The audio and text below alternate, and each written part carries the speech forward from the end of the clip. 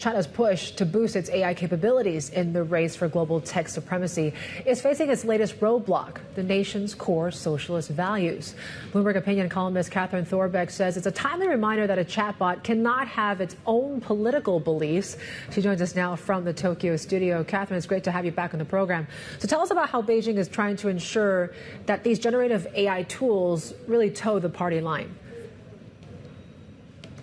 Right. So we sort of knew for a while that Beijing intended to sort of implement its internet censorship regime onto its AI tools. But new reporting came out last week that really sort of shed more light on what this actually looks like. And basically, China is forcing AI companies, big and small, to undergo sort of very rigorous tests to make sure that the outputs, that the responses from these AI models, don't say anything against the Chinese Communist Party and don't sort of speak ill of any sort of Communist Party leaders.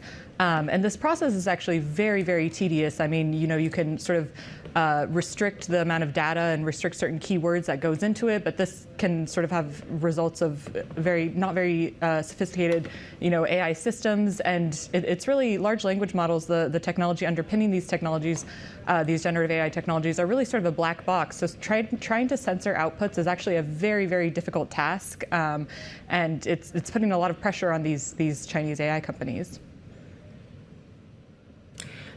So in light of all that, I mean, how will all this impact its efforts to really catch up with the U.S. then when it comes to this AI race?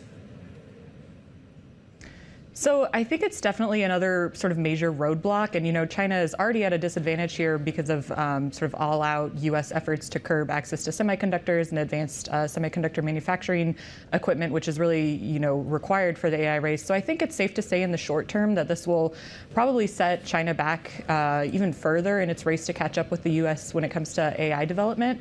That said, I do think that the West sort of has a tendency to underestimate China. And I think, being forced to sort of approach large language models in this sort of novel way, I don't think we should necessarily underestimate or rule out how this could, in some ways, lead to more sophisticated AI bots and lead to sort of developments in this technology that the U.S. has, been trying to do for a while now, and for a number of different reasons have been trying to put sort of guardrails and censor the outputs of these AI bots, and it's a very, very difficult task. So the fact that China is sort of being forced to do this, and Chinese AI developers are being forced to do this, I think we'll sort of have to see how that eventually plays out in the long run. So more broadly speaking then, Catherine, what do you think people should be interested in this AI race from both sides of the globe? And what can we really learn here? Right. So sort of my biggest takeaway from this, and I think sort of a global wake-up call, is really that we shouldn't be treating these machines as humans. I think we shouldn't be trying to assign human values, human sort of political ideologies. And I feel like ever since sort of ChatGPT came out, the world has really been mesmerized, and we've sort of had a tendency to sort of anthropomorphize these sort of machines. And the reality is they're just machines, and they're not humans, and we shouldn't expect them to be, behaving as humans or making human decisions.